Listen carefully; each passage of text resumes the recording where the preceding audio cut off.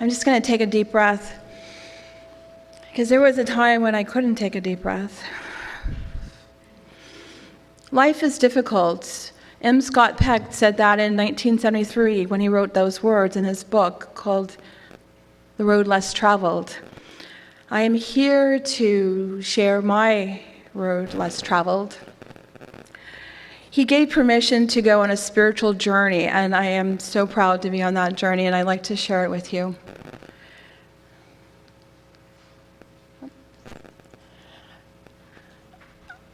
I also went to grad school where I learned Maslow's hierarchy of needs. I'm a little nervous. I'll get it up. So personal. The hierarchy of needs.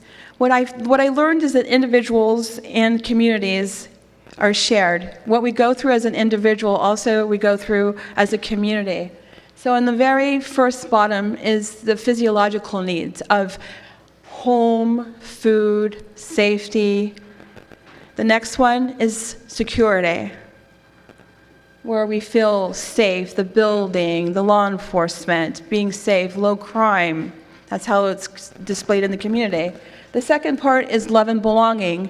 That's why we're all here, because we believe in something that's bigger than ourselves. The next level is self-esteem, where we acknowledge for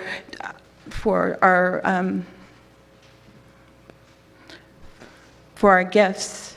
The next one is creativity and spontaneity. This can be used to help individuals and to help communities. Why is this important to you? Because today 129 people will die by suicide, and I could have been one of them. Do you recognize this? Look, I have everything. I was in Hawaii. My father took the picture. I'm a very well-loved woman, and my mother was on the balcony with me. But they didn't know a week before I had planned to die by suicide. When you look at this picture, you see a woman I felt cold, I felt dark, I couldn't breathe, I could only take a sip of water. I'm sharing this with you because it's important. Inside of this heart right here was joy. And when you open up your heart, it has enough joy to burn away all the pain. We are a society that has been traumatized. One of these is the 9/11. I was a flight attendant for United Airlines for 13 years. I didn't just get this way.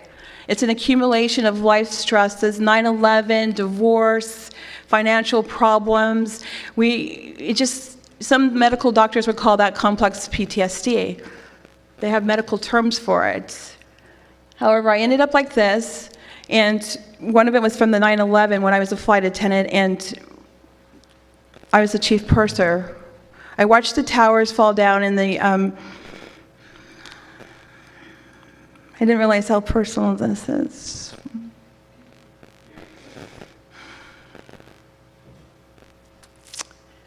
Let's go back to 9/11.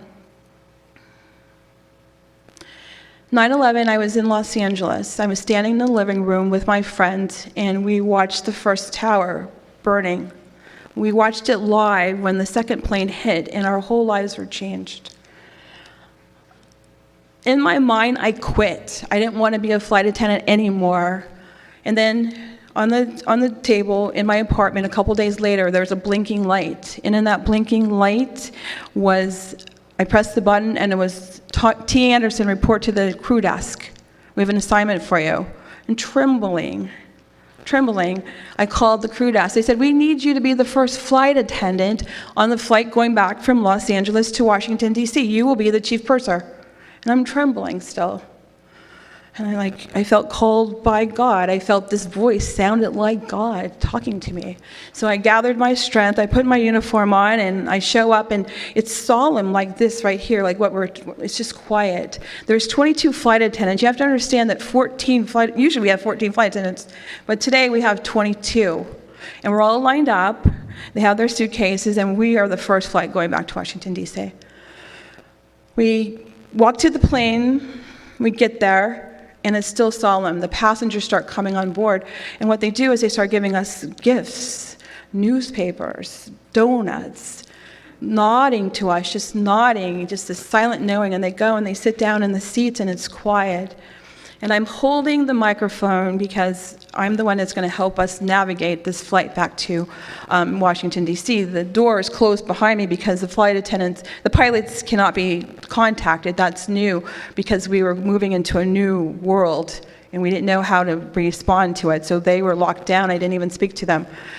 The gate agent, it's a 747, so it's like 200-300 people on board the airplane. The gate agent comes to the door and we lock eyes.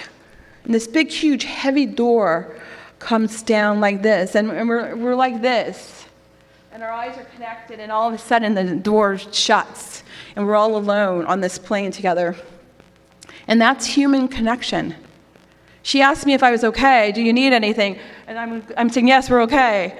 So the flight was very smooth. We serve the food, the movie's playing, and a flight attendant comes up to me, and she says, one of the passengers has put a knife in his coat pocket. And I look to the cockpit, and it's closed. So it's me. I have to do this. There's a still small voice in my brain that helps me walk down the aisle as I still tremble. And I feel it now. I'm trembling through this whole thing because I can still feel it. And I don't know what I'm going to say, but I'm listening to this still small voice, and the voice says, get down low and talk softly. And I didn't know what I was going to say to him, but we lock eyes, the gentleman and we lock eyes, and I say, may I have my knife back, please? Out of his jacket, he pulls a plastic white knife. And there's a collective sigh through the whole, we're all watching. And the next thing you know, we start to land. In a 747, what happens is you call ahead to the mechanics because the plane's going to land and you need to tell them what's wrong with the plane. I pick up the phone, I call him, and he goes, are you okay? I burst into tears. I didn't even know I was stressed out. I burst into tears. I'm okay. We're okay. And you try to be normal. You say, 5C's reading light is out. And you hang up the phone.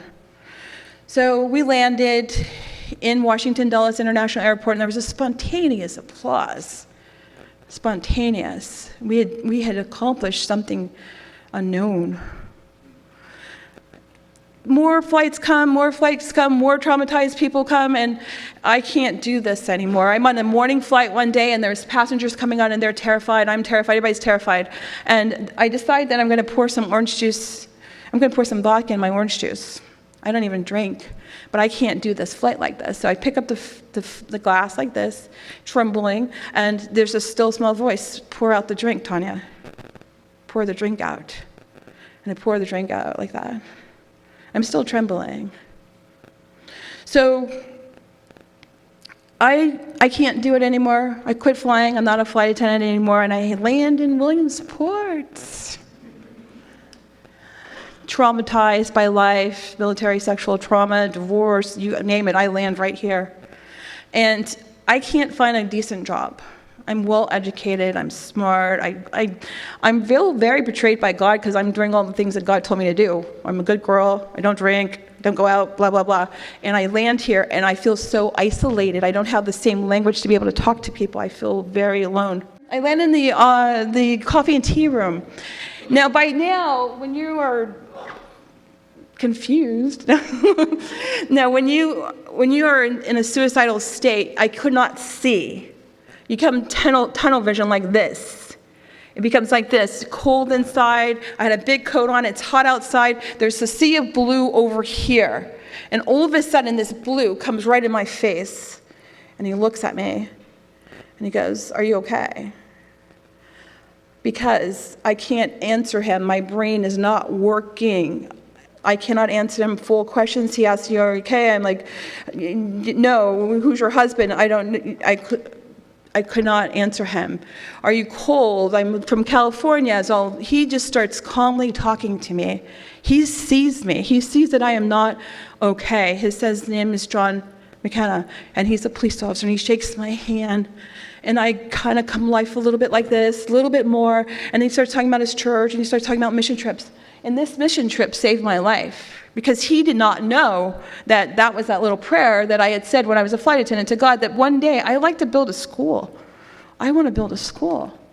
And so here's this school that we made for the kids in the Dominican Republic. This little mission trip saved my life. Why is that important to us? Because 60% of us are going to be directly affected by suicide.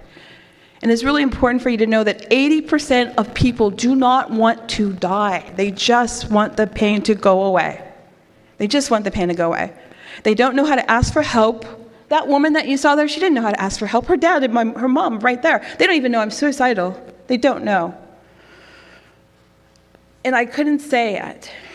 So that's why today, we as a community, because you have a very huge influence right here. Each one of you is a circle of influence.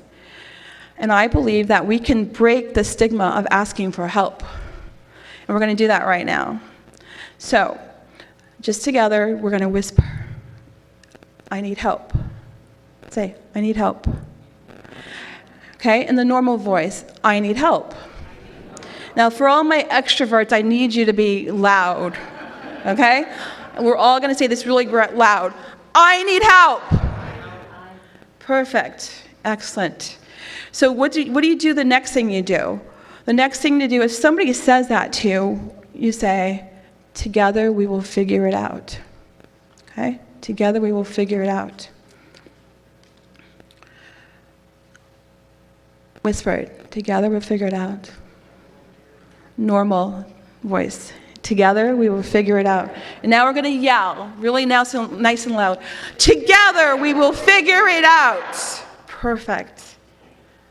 So, I believe that if each one of us just helps one person every single day in our little circle of influence, our big circle, we could have a 21st century community based on joy and connection. And you just don't know whose life you may save. Thank you.